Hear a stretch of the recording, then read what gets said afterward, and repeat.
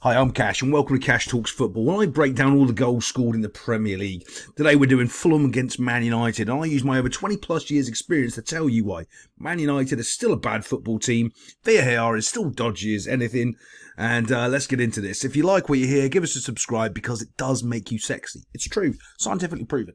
So right now, I'm going to talk about this free kick before we get onto the goal. Because normally I just do the goals, but I want to talk about the VAR on this free kick for a moment. Because we're seeing the same thing happen in the Premier League, where they're trying to defend the 18-yard box, and they keep giving everybody all this space to run into. And any time a team's got a competent ball player who can put the ball into this space here, problems happen. I think there's at least 6 or 7 goals so far this season scored because people are doing this. They're up so far up here. Well, you can't play a high line because you don't have pressure on the ball.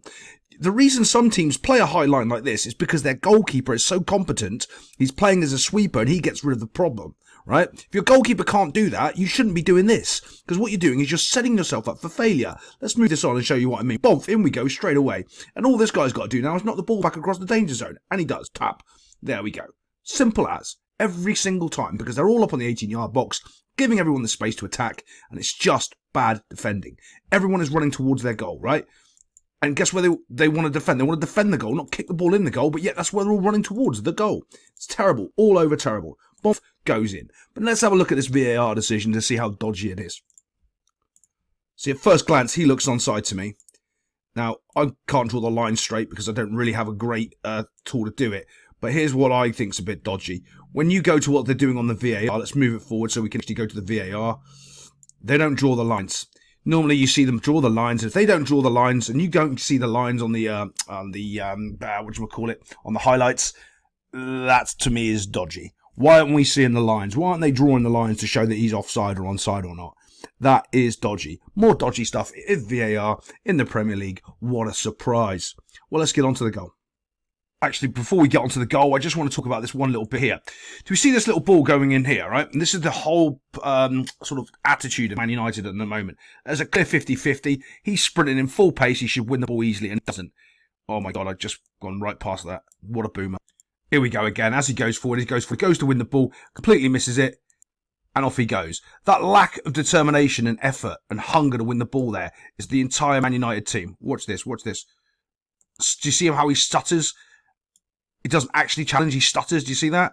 Yeah, that's just not fully committed to the tackle, not really brave, not really thinking he's going to win the tackle, not really thinking he's going to win the game. And that just puts out the whole of what Man United are right now. As I said, let's get on to the goal.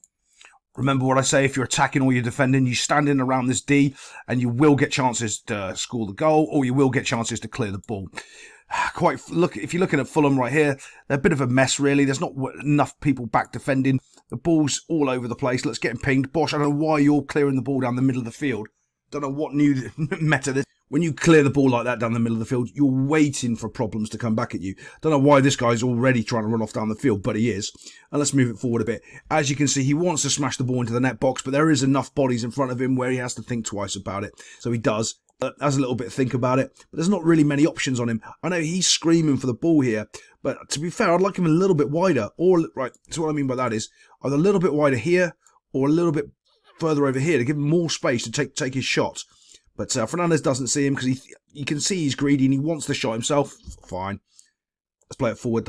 Overall, Fulham are in a good defensive place. They've got pressure on the ball, which we like right here.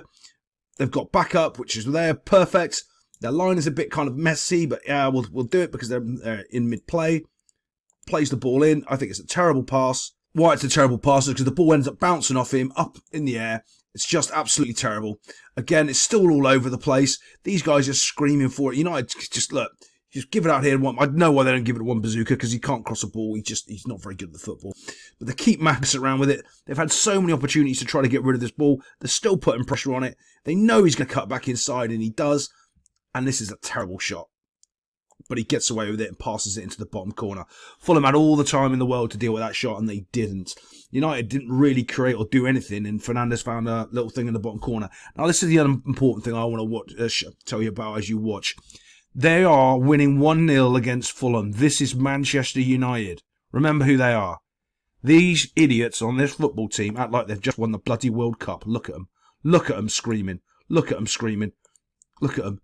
I mean, it's embarrassing. It's absolutely embarrassing.